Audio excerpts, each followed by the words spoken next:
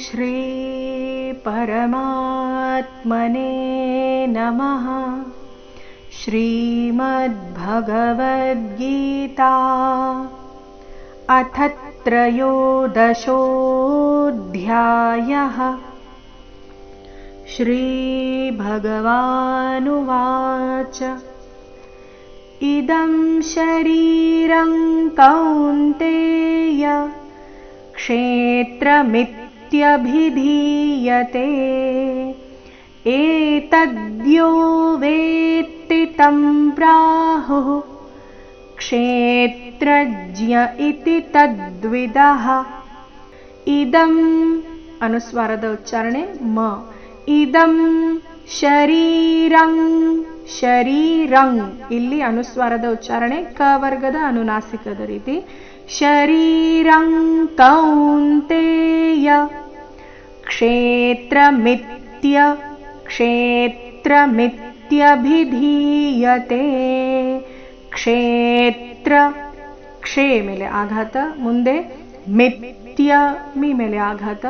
ಕ್ಷೇತ್ರಮಿತ್ಯಭಿಧೀಯತೆ. ಧೀಯತೆ ಧಿ ದೀರ್ಘ, ಕೊನೆಯತೆ ದೀರ್ಘ. ಏತದ್ಯೋ ತ ಮೇಲೆ ಆಘಾತ. ಏತದ್ಯೋ ವೇತ್ತಿ, ವೇತ್ತಿ ಇದೆ, ವೇತಿ ಇಲ್ಲ, ವೇತ್ತಿ ತಕ್ಕೆ ತದ್ವತ್ತು, ವೇ ಮೇಲೆ ನೈಸರ್ಗಿಕವಾಗಿ ಆಘಾತ ಬರುತ್ತೆ. ಏತದ್ಯೋ ವೇತ್ತಿ तं ಪ್ರಾಹುಃ. तं ಪ್ರಾಹುಃ ಅಥವಾ तं ಪ್ರಾಹುಃ ಕ್ಷೇತ್ರಜ್ಞ. ಕ್ಷೇತ್ರಜ್ಞ ಇತಿ ತದ್ವಿದಃ. ಕ್ಷೇತ್ರಜ್ಞ ಮೊದಲನೇ ಎರಡು ಅಕ್ಷರಗಳ ಮೇಲೆ ಆಘಾತ. ಕ್ಷೇತ್ರಜ್ಞ ಇತಿ ಎರಡು ಅಕ್ಷರ ರಸ್ವ. ಇತಿ ತದ್ವಿದಃ. ತದ್ವಿದಃ ತ ಮೇಲೆ ಆಘಾತ. ತದ್ವಿದಃ. ನೋಡೋಣ ಪೂರ್ತಿ ಶ್ಲೋಕ ಮತ್ತೊಮ್ಮೆ ಮೂಲಗೀತೆಯ ಪ್ರಕಾರ. ಶ್ರೀ ಭಗವಾನುವಾಚ ಇದಂ ಶರೀರಂ ಕೌಂತೆಯ ಕ್ಷೇತ್ರಮಿತ್ಯಭಿಧೀಯತೆ. ಏತದ್ಯೋ ವೇತ್ತಿ तं ಪ್ರಾಹುಃ ಕ್ಷೇತ್ರಜ್ಞ ಇತಿ ತದ್ವಿದಃ. ಕ್ಷೇತ್ರಜ್ಞಂ ಚಾಪಿ ಮಾಂ ವಿದ್ಧಿ. ಕ್ಷೇತ್ರಜ್ಞಂ ಚಾಪಿ ಮಾಂ ವಿದ್ಧಿ. ಸರ್ವಕ್ಷೇತ್ರೇಷು ಭಾರತ. ಸರ್ವಕ್ಷೇತ್ರೇಷು ಭಾರತ. ಕ್ಷೇತ್ರಜ್ಞಯೋರ್ಜ್ಞಾನಂ. ಕ್ಷೇತ್ರಜ್ಞಯೋರ್ಜ್ಞಾನಂ. ಯತ್ತಜ್ಜ್ಞಾನಂ ಮತಂ ಮಮ.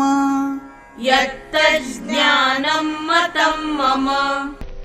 ತತ್ಕ್ಷೇತ್ರಂ ಯಚ್ಚ ಯಾದೃಕ್ ಚ ಯದ್ವಿಕಾರಿ ಯತಶ್ಚ ಯತ್ ಸ ಚ ಯೋ ಯತ್ಪ್ರಭಾವಶ್ಚ ತತ್ಸಮಾಸೇನ ಮೇ ಶೃಣು. ತತ್ಕ್ಷೇತ್ರಂ ಯಚ್ಚ ಯಾದೃಕ್ ಚ. ತತ್ಕ್ಷೇತ್ರಂ ತತ್ಕ್ಷೇತ್ರ ಕ್ಷೇ ದೀರ್ಘ ಬಂದು ಆಘಾತ, ಅನುಸ್ವಾರದ ಉಚ್ಚಾರಣೆ ನಾಸಿಕಾಯ ರೀತಿ. ತತ್ಕ್ಷೇತ್ರಂ ಯಚ್ಚ ಚಕ್ಕೆ ಚದ್ವತ್ತು. ಯಚ್ಚ ಯಾದೃಕ್ ಚ ಯಾ ಆದ ನಂತರ ದೃ. ದೃಕ್ ಚ ದೃ ನಂತರ ಕ ಮತ್ತೆ ಚ ಸೇರಿ ಸಂಯುಕ್ತಾಕ್ಷರ. ತತ್ಕ್ಷೇತ್ರಂ ಯಚ್ಚ ಯಾದೃಕ್ ಚ ಯದ್ವಿಕಾರಿ ಯತಶ್ಚ ಯತ್. ಯದ್ವಿಕಾರಿ ಈ ಶಬ್ದದಲ್ಲಿ ಕ ಮಾತ್ರ ದೀರ್ಘ, ಯ ಮೇಲೆ ಆಘಾತ. ಯದ್ವಿಕಾರಿ ಯತಶ್ಚ ಯತ್. ಯತಶ್ಚ ಯತ್ ಸ ಚ ಯೋ ಸ ಚ ಹ್ರಸ್ವ ಯೋ ದೀರ್ಘ. ಸ ಚ ಯೋ ಯತ್ಪ್ರಭಾವಶ್ಚ. ಯತ್ಪ್ರಭಾವಶ್ಚ ಭಾ ಮಹಾಪ್ರಾಣ ದೀರ್ಘ.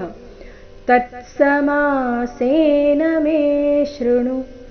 ತತ್ಸಮಾಸೇನ ಮೊದಲು ಪೂರ್ತಿತ ನಂತರ ಅರ್ಧತ. ತತ್ಸಮಾಸೇನ ಮೇ ದೀರ್ಘ. ಮುಂದೆ ಶೃಣು 2 ಅಕ್ಷರಗಳು ಹ್ರಸ್ವ. ತತ್ಸಮಾಸೇನ ಮೇ ಶೃಣು. ನೋಡೋಣ ಪೂರ್ತಿ ಶ್ಲೋಕ ಮೂಲಗೀತೆಯ ಪ್ರಕಾರ. ತತ್ಕ್ಷೇತ್ರಂ ಯಚ್ಚ ಯಾದೃಕ್ ಚ ಯದ್ವಿಕಾರಿ ಯತಶ್ಚ ಯತ್ ಸ ಚ ಯೋ ಯತ್ ಪ್ರಭಾವಶ್ಚ ತತ್ಸಮಾಸೇನ ಮೇ ಶೃಣು.